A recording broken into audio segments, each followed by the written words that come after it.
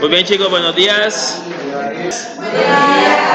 Vamos a iniciar el tema de la semana número 25, tema 19, conflictos bélicos en Centroamérica. Nos ubicamos en el libro de Santillana, de la 126 a la página 128. Este tema ya fue expuesto, lo expuso el grupo de Adriana, pero solamente vamos a terminar de dejar claras como las ideas centrales que desarrollan esta temática. El indicador de logro es el indicador 2.34. Nada más lo leo. Explica críticamente y con interés las principales condiciones económicas, sociales, políticas y culturales en Centroamérica, del contexto en que se enmarcan los conflictos armados centroamericanos, es decir, de 1960 a 1992. Vamos a identificar un par de ideas centrales del texto y vamos a seguir la dinámica de siempre.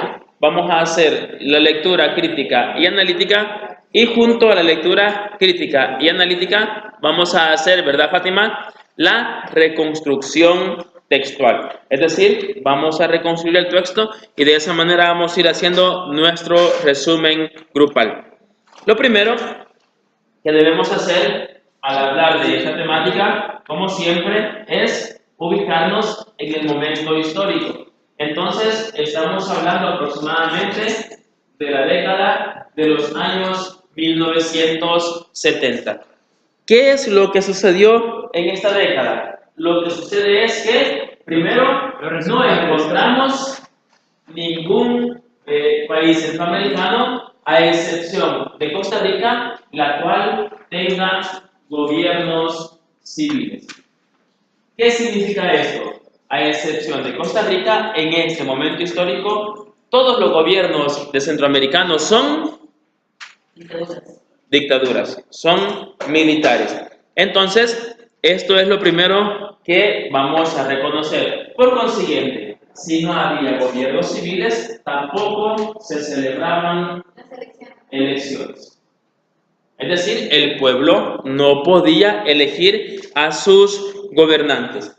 Igual, como tampoco había un gobierno civil, tampoco se encontraba un sistema legislativo representativo. Es decir, las dictaduras, los gobiernos militares, los gobiernos autoritarios manejaban todo el bagaje dentro de cada uno de sus países. Por consiguiente, tampoco existían unos mecanismos aptos. ¿Para qué? Para la solución pacífica de los conflictos.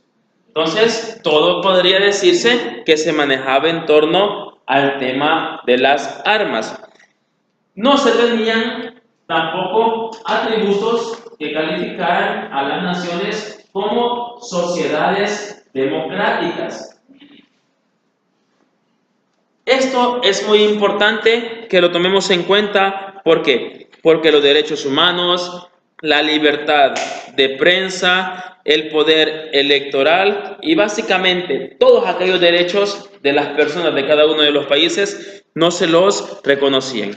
Y si en algún momento, entre comillas, eran reconocidos, solamente eran, por ejemplo, para hacer un fraude en elecciones. ¿Qué pasó en nuestros países? Y pasó muy seguido. Estas serían como las ideas principales del primer texto, que es la introducción de este tema. Don Cleverson, así con voz fuerte y clara, si yo le pido que me haga la reconstrucción de ese texto y de allí genere un resumen para el salón de clases, ¿cuál sería su conclusión de ese texto y de esas ideas que hemos encontrado en esa introducción? En la década de 1970 no existía el texto en Costa Rica gobierno civil. Ajá. ¿Tampoco había? Un sistema legislativo representativo. Ni tampoco habían Elecciones. Ajá. Por consiguiente, tampoco existía un mecanismo apto para la solución pacífica. Ajá. Tampoco se tenían atributos que lo calificaran como una sociedad democrática. Muy bien, excelente, gracias. Ese es lo que es, ese es el contenido de ese texto. 1970, no tenemos gobiernos civiles, no tenemos elecciones, hace falta un sistema legislativo representativo, no tenemos mecanismos para solucionar pacíficamente los problemas, tampoco tenemos atributos que califiquen a nuestra sociedad como democrática. Esos atributos ya los mencionamos, ¿verdad? Derechos humanos, libertad de prensa, poder electoral, es decir, todas aquellas posibilidades que las personas de ese tiempo tenían para ejercer sus derechos eran totalmente sacadas del sistema. ¿Alguna pregunta, chicos? ¿No? Ok. Pasamos entonces a lo que es el contexto socioeconómico de este momento histórico. En el contexto socioeconómico también debemos reconocer un par de ideas centrales. Lo primero que vamos a hacer es ubicarnos siempre en el espacio y en el tiempo de los sucesos. Estamos hablando entre 1979 y 1996. ¿Qué es lo que sucedió entre 1979 y 1996? Hubo muchos conflictos armados. 3 de los países centroamericanos se encontraban en guerras civiles. Por tanto, entonces, esto se va a abrir con un evento muy importante. En Nicaragua, en el año 1979, se va a dar lo que se conoce como el triunfo de la revolución sandinista, que va a derrocar al poder militar que había en ese momento. Entonces, este triunfo de la revolución sandinista en Nicaragua en 1979 es lo que va a comenzar lo que sería de alguna manera el proceso de democratización en Centroamérica. ¿Con qué van a terminar este proceso? Va a terminar con la firma del Acuerdo de Paz de Guatemala en 1996. Es decir, este proceso dura desde 1979 a 1996. Estos conflictos también se van a ver influenciados por un aspecto mundial que es consecuencia justamente de la Segunda Guerra Mundial. Estos conflictos se van a encontrar en el marco de la Guerra Fría. Pregunto. Veamos, Julio. ¿Qué es la Guerra Fría? ¿Qué es la Guerra Fría, Julio? Situación de hostilidad entre Estados Unidos y la República Socialista Soviética entre 1948 y 1979. Surgió después de la Segunda Guerra Mundial. Ok, excelente, interesante. Y don Cleverson ayudó y le dijo, mira el cuadrito que está aquí a la izquierda.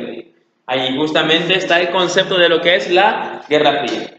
La Guerra Fría es un conflicto directo entre dos grandes superpotencias. Por un lado, la Unión de Repúblicas Socialistas Soviéticas, mejor conocida como la URSS, y por el otro lado, Estados Unidos.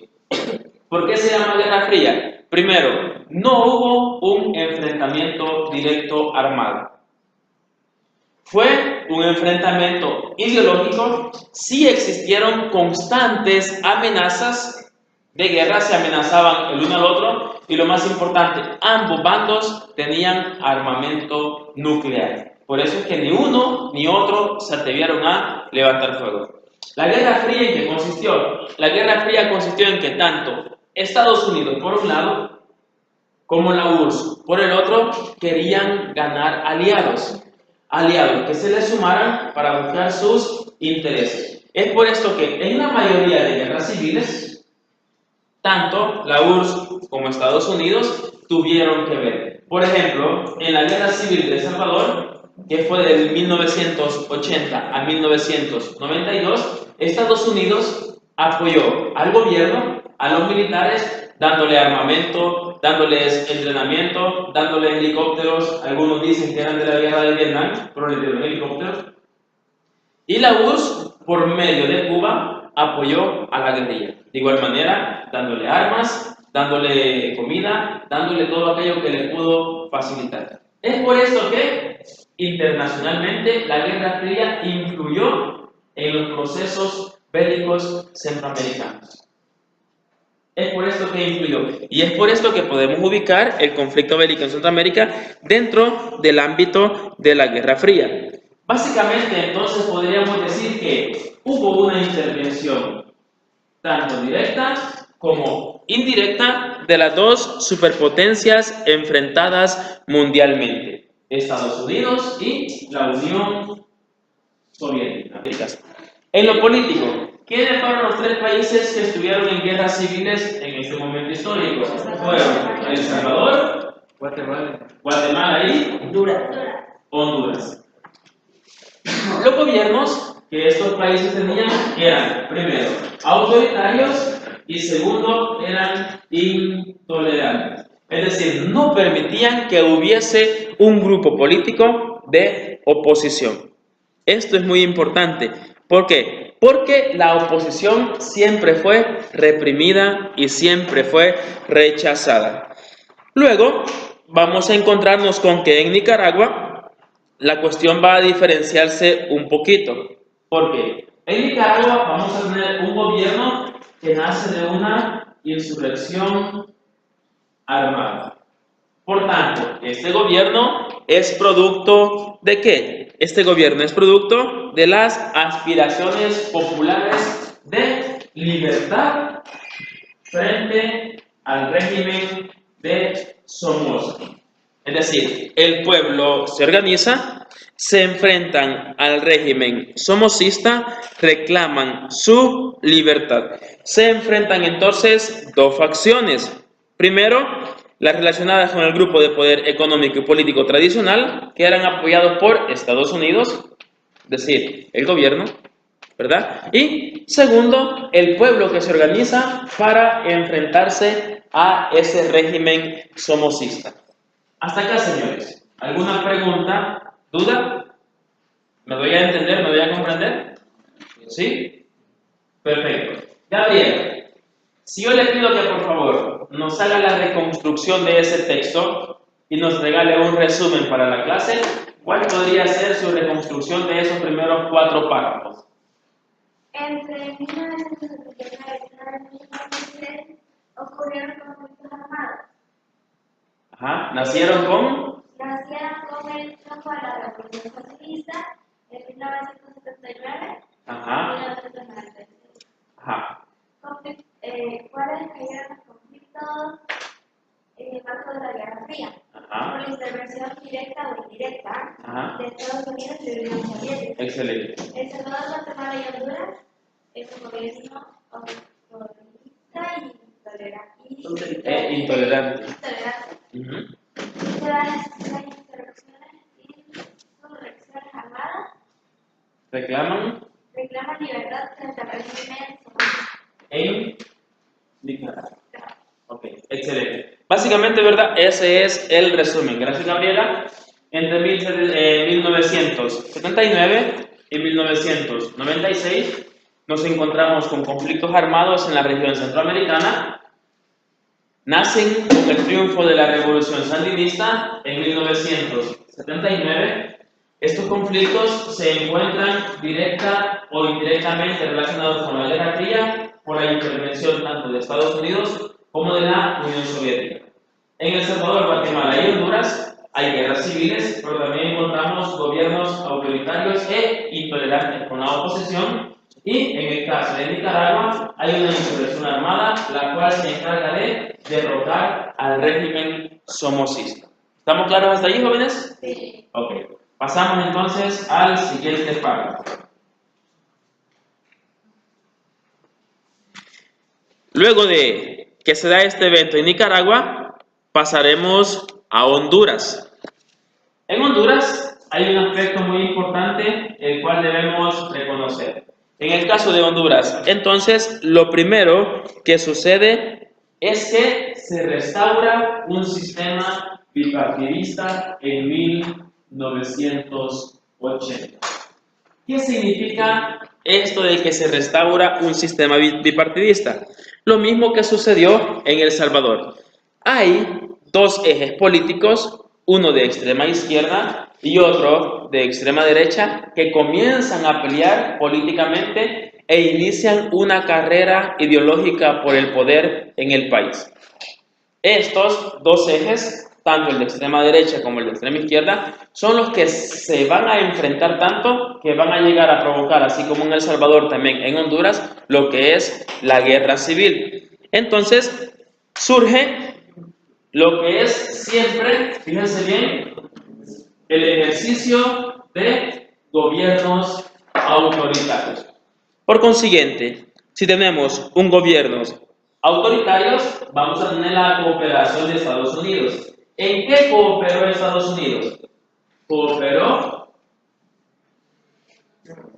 en la represión política. Es decir, dio apoyo al gobierno autoritario. Económicamente, en el orden económico, ¿cómo se encontraban estos países? Económicamente, estos países fueron altamente afectados por la crisis mundial. Es decir, estaban enfrentados. Habían gastos económicos, habían guerras internas, había de alguna manera poca capacidad de negociación con el exterior. Los ingresos, pues, lógicamente eran pocos. Y aparte de esto, viene lo que son las crisis mundiales. Ante estas crisis mundiales hubo una ayuda de Estados Unidos, pero esta ayuda de Estados Unidos lo único que hizo fue propiciar, fíjense bien, algunas alternativas para la recuperación. Hubo reformas, pero estas reformas fueron para enfrentar primero el desempleo, los salarios bajos y la falta de tierra para cultivar. Eso fue lo que esas reformas impulsaron. Aún así, con estas reformas se nació y se creció un poco en lo que fue la actividad agrícola, pero aunque había reformas, se seguían atropellando los derechos humanos. ¿Por qué? Por la falta de apertura política, por los fraudes electorales, por la represión y por el autoritarismo. Esto es lo que asentó las bases, ¿para qué? Para que más adelante nacieran lo que fueran los conflictos fratricidas. ¿Por qué conflictos fratricidas? Porque fueron conflictos que dejaron miles y miles y miles de muertos, desaparecidos y todo lo demás. En El Salvador, por ejemplo, aunque los acuerdos de paz fueron firmados en 1992, en la actualidad yo conozco gente que todavía anda buscando a sus hijos desaparecidos.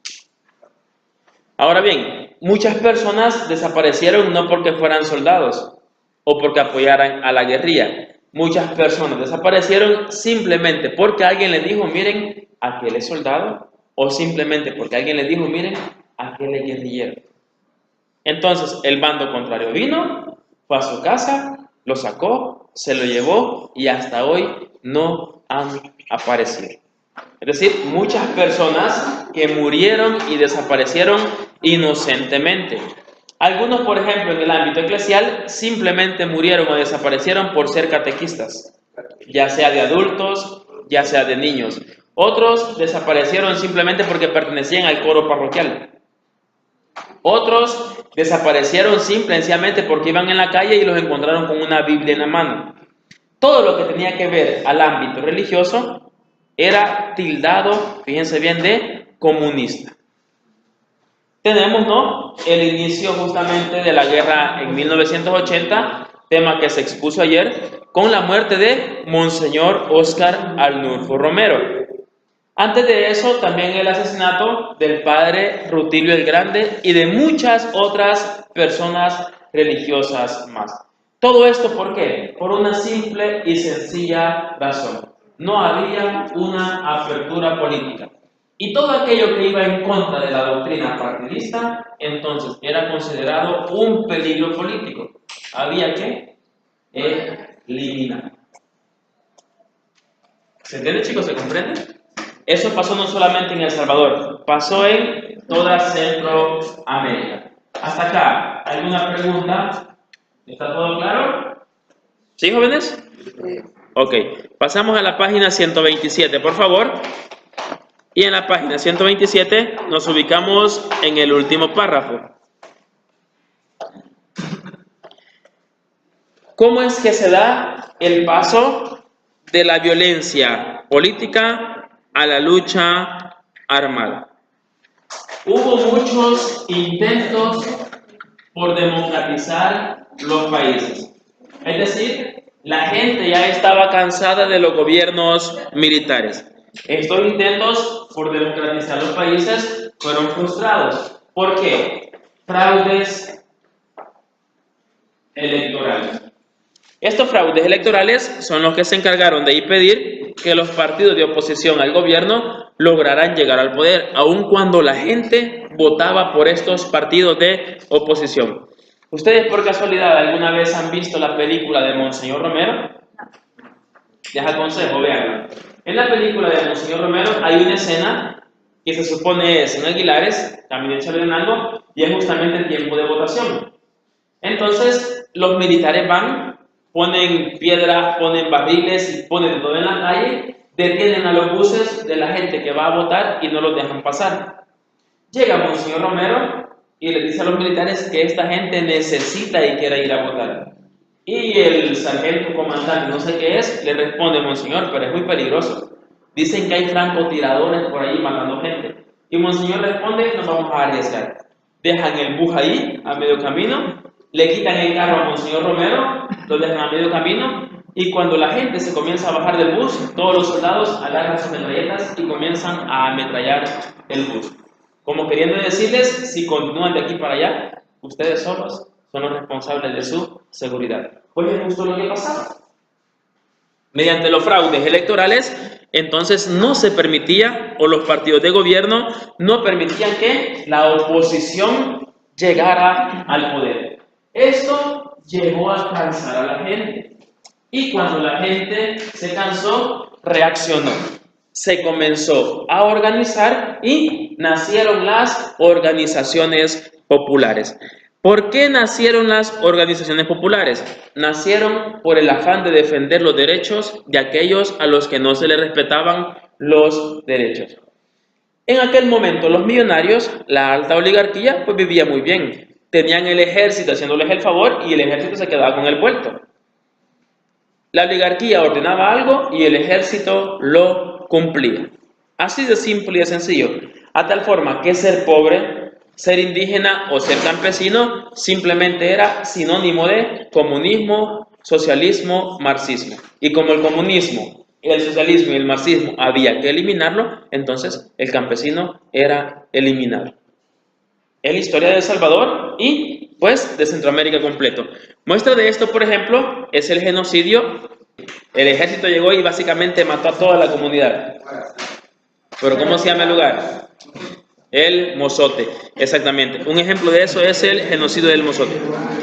¿Qué fue lo que la gente hizo? Simplemente tomó las armas en contra del gobierno y se enfrentó al autoritarismo estatal. Este enfrentamiento al autoritarismo estatal también básicamente fue de por gusto. ¿Por qué? Porque en ninguna de estas repúblicas la lucha armada triunfó. En El Salvador tuvimos una guerra de 12 años en el que el rico se hizo más rico y el pobre se hizo más pobre, y tuvimos gente pobre peleando por el bienestar de gente rica. Así de simple y de sencillo. Se instauraron, gracias a Dios, gobiernos civiles, y aquí tenemos el caso de El Salvador y Guatemala, que instauran gobiernos civiles gracias a las elecciones. Y se llega al final de los conflictos en la firma de los acuerdos de paz. 1992, básicamente, en El Salvador, y 1996 en Guatemala.